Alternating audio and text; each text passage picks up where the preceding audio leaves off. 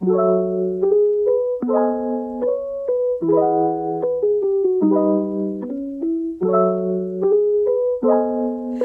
Ustaz, kita ke misi keempat, yaitu peningkatan pertumbuhan ekonomi daerah dan ekonomi kerakyatan. Wah, ini sangat ini bisa jadi tolong pokok ya, Ustaz, dalam misi keempat ini. Bagaimana, Ustaz, untuk pencapaian di misi keempat ini? Memang angka pertumbuhan ekonomi kita yang secara resmi tahun 2022 ini belum dirilis oleh BPS ya. Insya Allah nanti mungkin sekitar bulan 3 lah ya, Maret.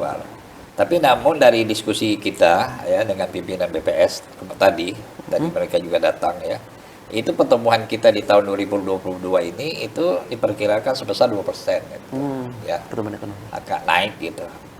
Nah, sebelumnya per kapita kita yang 9 juta, lebih kurang 9,9 juta ya, 2021 itu lebih kurang 9,6 juta gitu ya. Nah, secara umum tekanan komoditas pindang, kelapa gitu ya, juga nilai tukar rupiah, nilai tukar petani ya, itu meningkat menjadi 140 ya. Sementara nilai tukar nelayan itu 111 ya. Nah, ini semua ini mencapai target LPJMD kita. Nah, pada tahun 2022 kita juga bersama Dekranasda ya meningkatkan UMKM kita. UMKM di Tanjung Jabung Barat kita ini lebih kurang 200-an ya. Sekarang yang aktif itu kemarin 90 lebih ya, lebih kurang 90.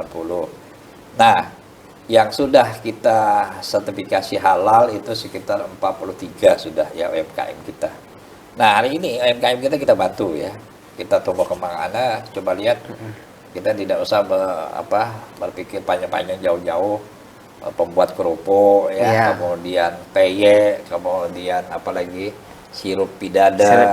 Itu sekarang sudah luar biasa tuh ya. Bahkan ada peye yang terbuat dari mangrove, kopi mangrove ya, sudah kita buat, termasuk juga pembuatan kue cake juga dari duri ya, daun jeruju. Buah jeruju dan sebagainya ini kita kerjasamakan, dan dengan gerakan TKD ini ya, TKDN ini belanja dalam negeri, akhirnya UMKM kita tumbuh. Nah, salah satu support itu kita melakukan expo kemarin ya, ekonomi kreatif, expo, kemudian di depan rumah dinas bupati kita buka kemarin bazar ya, kelompok-kelompok barista kopi, kemudian jajanan-jajanan dan sebagainya. Nah, ini memantik mereka. Nah, setiap ulang tahun dan sebagainya kita selalu ngambil ya event-event itu. Misalnya MTQ. Nah, oleh-olehnya PY semuanya produk lokal gitu. Akhirnya mereka bangkit ya. Kita kerjasamakan dengan Bank 9 dan Bank Tangguh untuk permodalan. Nah, sekarang ada namanya KURDA, Kredit Usaha Rakyat Daerah. Dia minjam uang untuk permodalan tapi tanpa anggunan. Nah, ini skema ini membuat iklim UMKM ini tumbuh kembang ya, dan alhamdulillah cukup kondusif ya. Nah, hari ini batik yang dipakai Ustadz ini. Nah, ini kan luar biasa nih. Lo bayangkan dengan gerakan kita kan. Pertama kita dicemooh ya, apalah batik tungkal ini nilainya saya menganggap, saya sering mengobrol small is beautiful, kecil itu indah. Bermula dari yang kecil, tapi punya keyakinan kalau kita bisa, saya bilang. Nah, kita buatlah semikian rupa. Lalu saya buat regulasinya. Saya mikirkan ya, di Tanjung Jabung Barat ini ada 44.000 ASN. Saya membayangkan kalau satu hari pakai baju batik, berarti ada 4.000 batik yang terpakai. Gitu kan? Berapa banyak UMKM yang bisa tumbuh kembang. Nah, ini terus saya buat perbubnya. Akhirnya ini menjadi stimulan. Nah, selama ini kan UMKM ini hanya didorong, lalu kemudian kemana mereka memasarkan gitu ya produknya. Iya. Nah, hari ini kita buat pangsa pasarnya gitu. Alhamdulillah berkembang. Nah, hari ini UMKM kita kerepotan. apa namanya, instansi banyak lagi yang antrian gitu ya. Betul. Ya, antrian yang belum dapat Buat ya. baju seragam. Buat baju seragam batik. kantor gitu kan. MTQ, MTQ. kemudian kegiatan-kegiatan luar biasa. Alhamdulillah tumbuh kembang ya UMKM kita. Kalau bicara batik Ustadz, ada kebanggaan kami masyarakat Ya. Tanjung Barat saat Baleho Ustadz ada di Jambi Ya. yang menggunakan batik Ustadz. Ya. Kalau dibandingkan dengan ya kalau bicara di Jawa kan Ustadz sangat banyak tuh batik Pekalongan, Ya, batik betul. batik segala macam itu. Nah, sejauh mana Ustadz memandang beberapa tahun ke depan nanti batik Tanjung Barat ini bisa bertahan Ustadz? Karena kan mereka batik cap atau segala macam. Betul. Ustadz. Gimana strategi Ustadz? Saya membuat regulasi ya. Saya panggil dinas kesehatan, dinas pendidikan, maka seluruh kepala SD, kepala SMP dilarang ya seragam batik menggunakan cap ya, menggunakan apa namanya printer ya, batik printer gitu. Nah, kalau ketahuan menggunakan batik printer, maka kepala sekolah itu akan saya pecat. Ya, nah kita sanksi tegas. Nah, Kenapa? Kalau nanti printernya masuk, maka UMKM-nya akan mati. Kembali lagi ya. Mati kita. Dan nanti yang menguasai itu para pemodal. betul. Nah, mereka pemodal dari luar nanti yang akan menguasai bangsa kita. Nah, semangat ini yang saya jaga tuh. Jadi ini terus kita pantau, kita evaluasi. Makanya baliho saya itu yang muncul di Jambi. Saya ingin menyatakan dengan Provinsi Jambi bahwa kami Tungkal itu punya khas batik yang juga kualifikasinya cukup baik ya. Dan kita tidak sudah berani membosongkan dada ya. Memanjang di tengah kota gitu ya. Terserah dengan cibiran misalnya apalah batik Tungkal baru itu, tapi kita merasa bangga gitu dari hasil kreasi anak-anak kita, putra putri terbaik kita dengan modifikasi yang bagus itu kan. Ya kalau bupatinya gagah pakai baju ikut dia.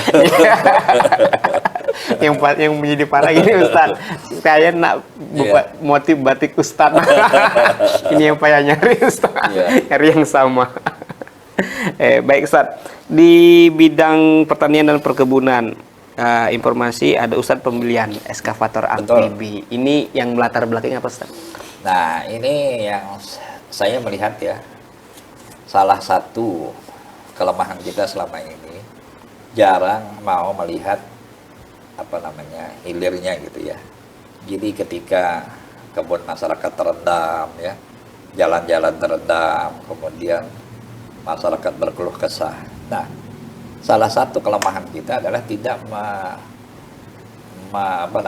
menata kembali sungai-sungai, parit-parit yang selama ini tidak pernah tertata dengan baik gitu.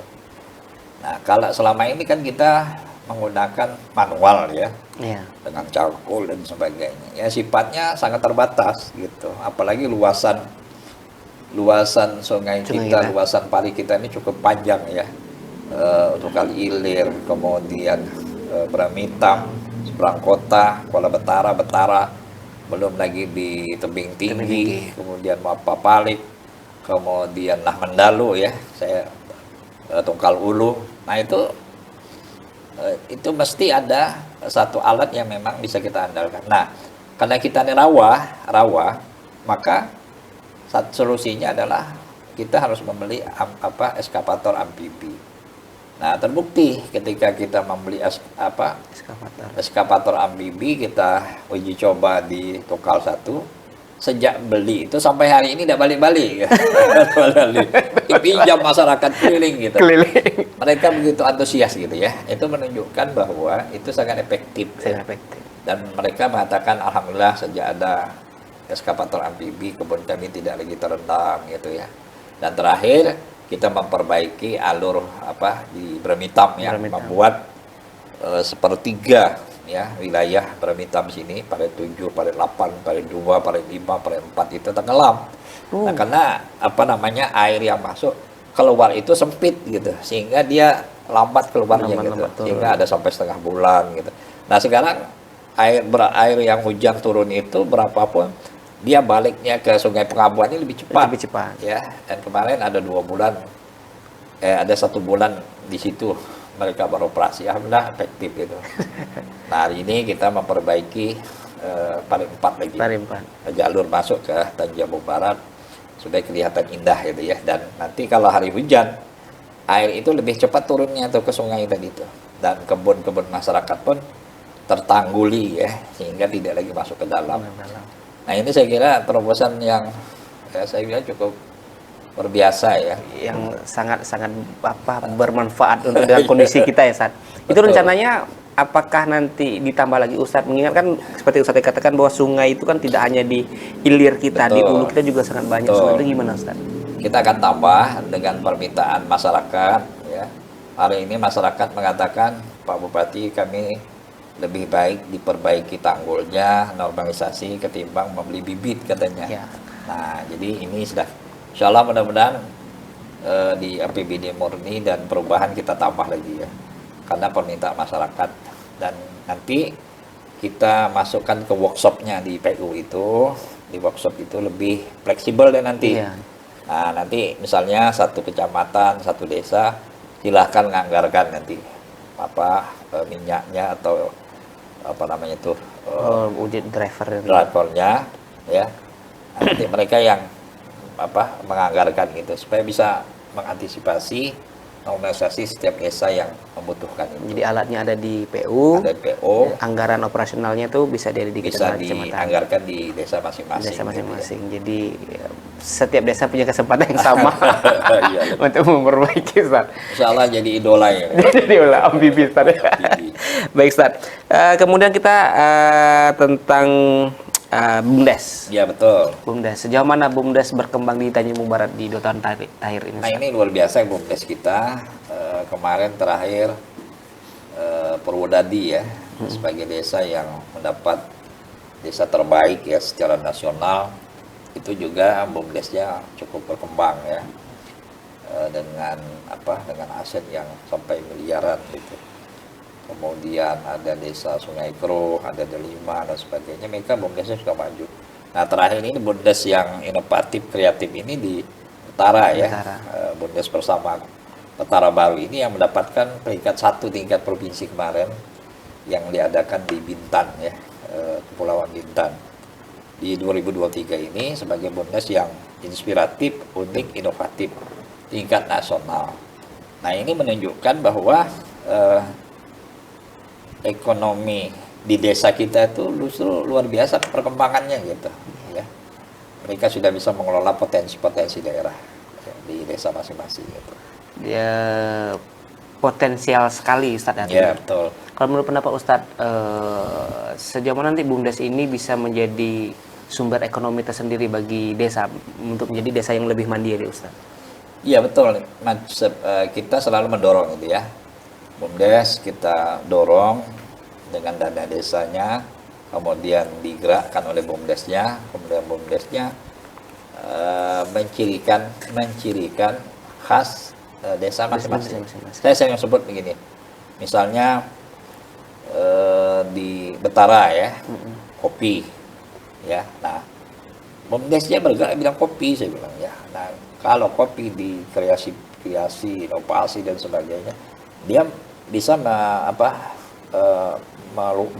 memperluas geraknya tuh, sehingga BUMDesnya bisa investasi di situ.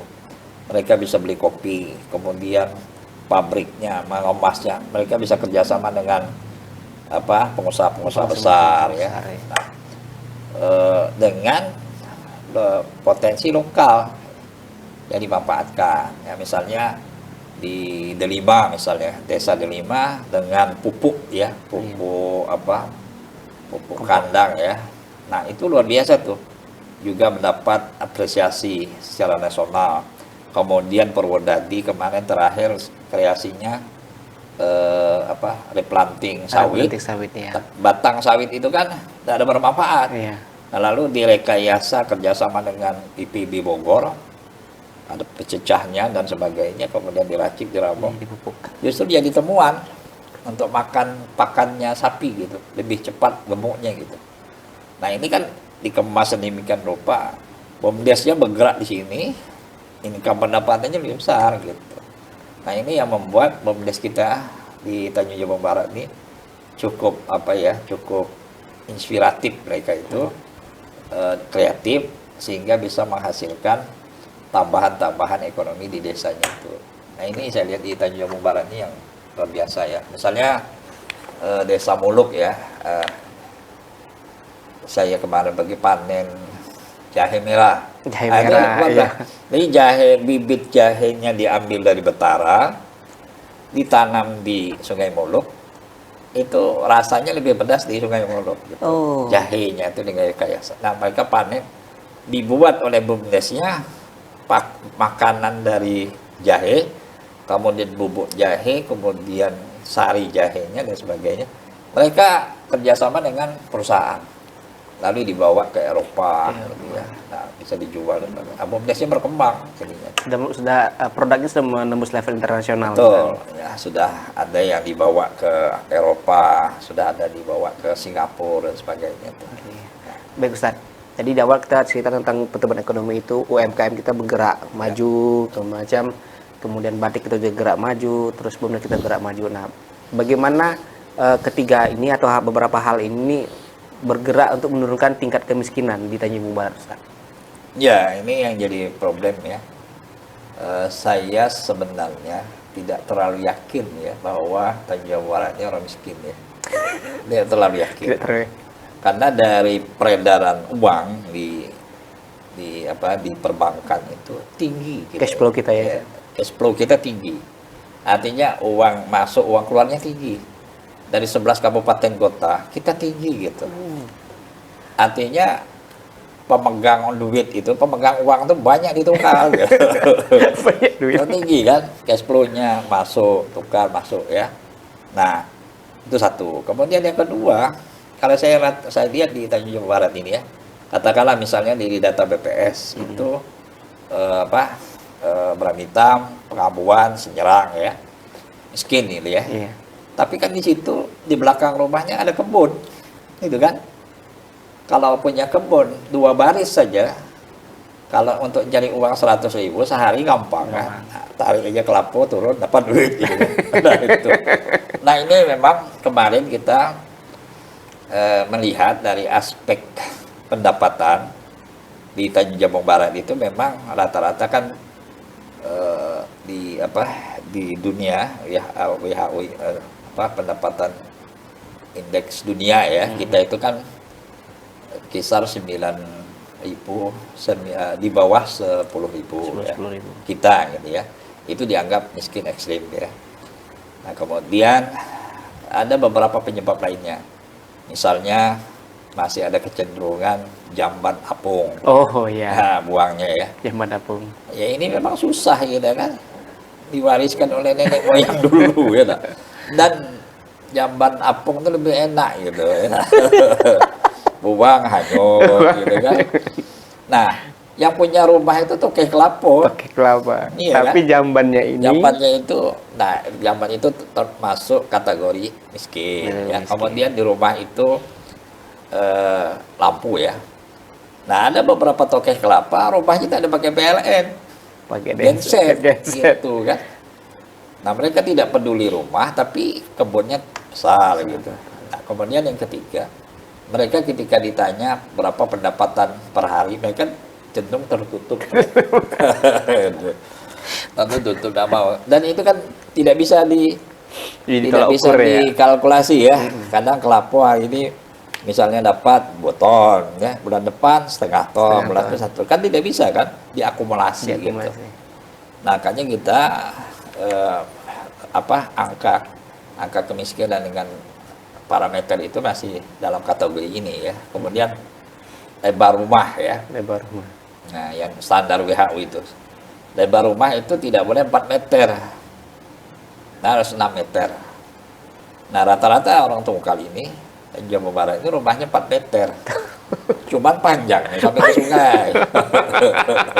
Nah, coba lihat ini ya. Rata-rata kan 4 meter. Betul. Tapi panjang ke bawah bisa 15-20. Bisa sampai 30 meter belakang kan. 3 kali sambung kayu. 4 sudah 16 meter kan.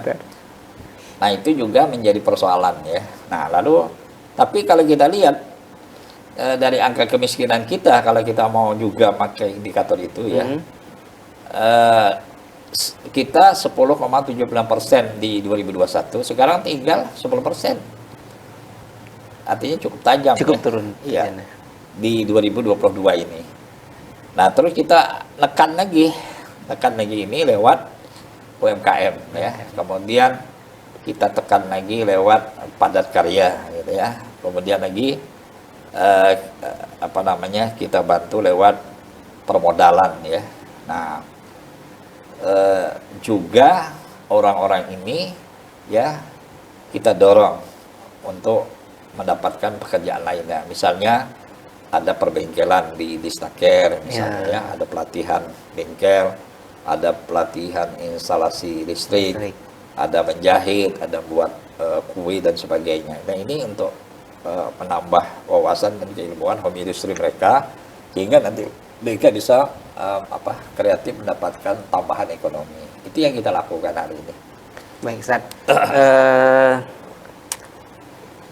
Suatu kabupaten, satu daerah kan juga akan lebih bertumbuh jika ada investasi. Betul. Investasi di dalamnya. Menurut Ustadz, kita ini kan kabupaten yang dikatakan dekat dengan Sijori, Ustadz. Singapura, Johor, Riau, Triangle itu yang triangle ekonomi itu.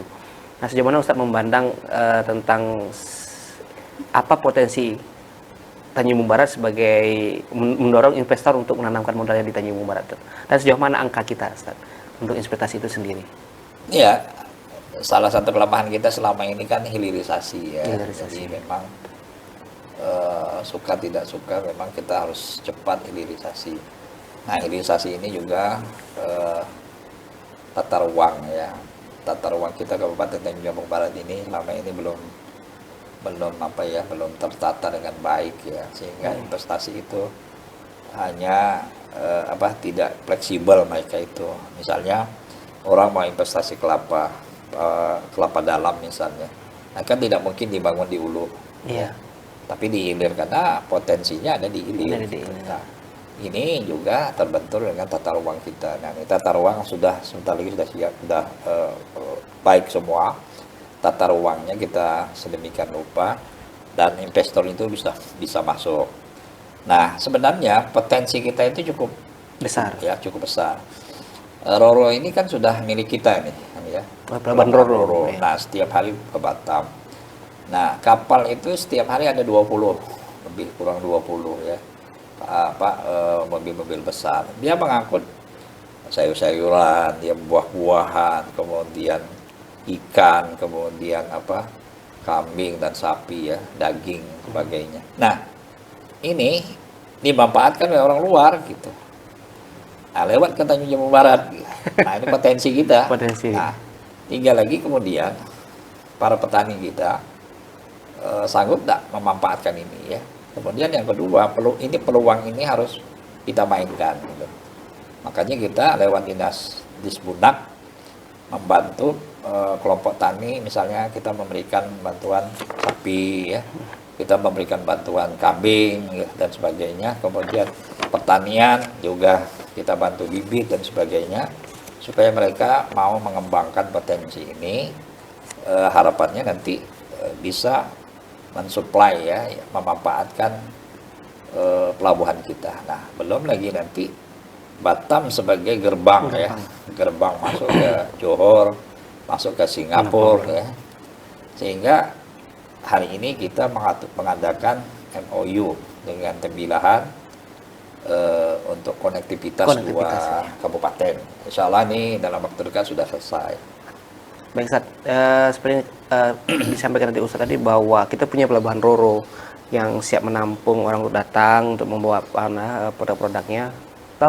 Tapi bagaimana Ustaz dengan infrastruktur jalan kita, Ustaz? Apakah cukup mendukung? Karena kita kalau orang nyampe ke Roro kan mau ke Jambi itu kan memang betul-betul lewat jalan Tanjung Jabung Barat, Ustaz. Nah, terus sejauh mana infrastruktur jalan kita di Tanjung Barat nih di 2 tahun terakhir ini, Ustaz? Nah, kita sekarang sedang melakukan pelebaran dulu ya. Ini sudah di jalur 2, mulai dari Simpang Teluk itu tahun ini langsung jalan ya.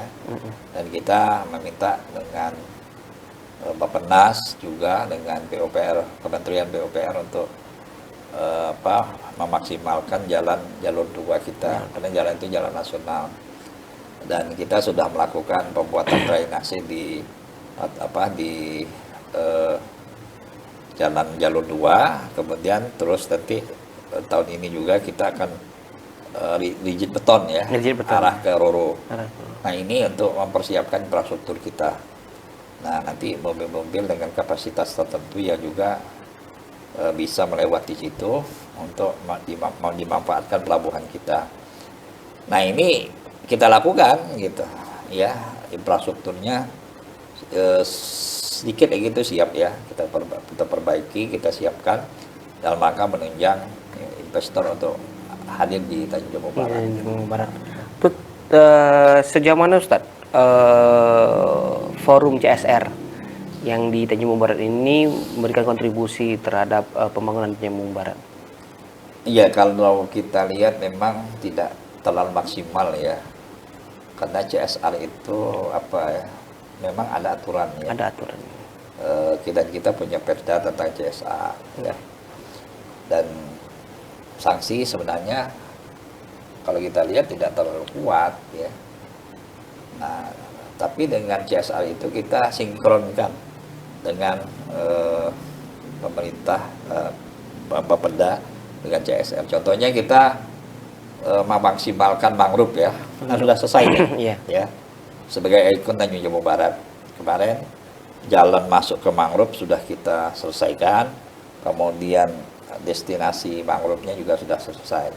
Nah itu menunjukkan bahwa CSR kita efektif ya untuk membangun infrastruktur, sekaligus juga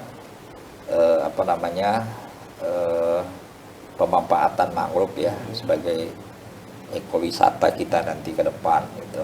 Nah belum lagi CSR mungkin kita dorong untuk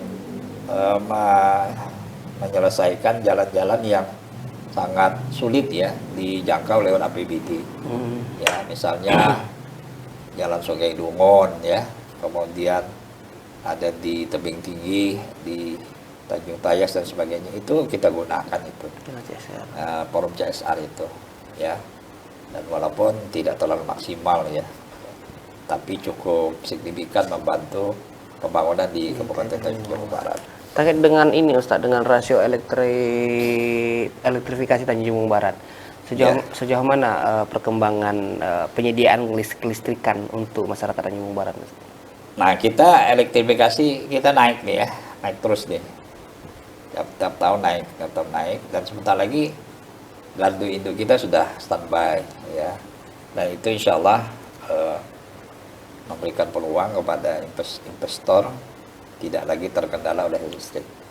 Dan nanti mudah-mudahan dalam tahun ini juga akan diresmikan langsung oleh Kementerian SDM di Kabupaten Tanjung Jabung Barat.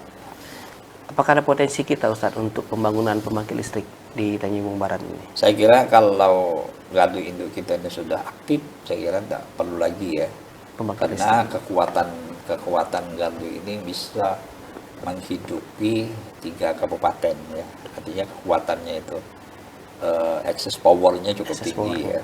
Dan kalau kita kan di Tanjung Jabung Barat ini kan sekitar 7,5 ya, artinya kelebihan masih.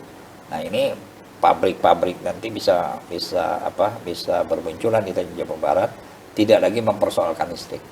Kita punya surplus kelistrikan. Ya, punya surplus nanti dengan gardu induk ini. Ya. Salah satu faktor yang tidak terlepas dari tingkat ekonomi adalah angka rasio indeks Gini. Betul. Indeks Gini Tanjung Jabung Barat, Ustadz. Itu bagaimana Ustadz di Tanjung Jabung Barat saat ini? Nah kita kan indeks Gini ratio ya, 0,26 ya.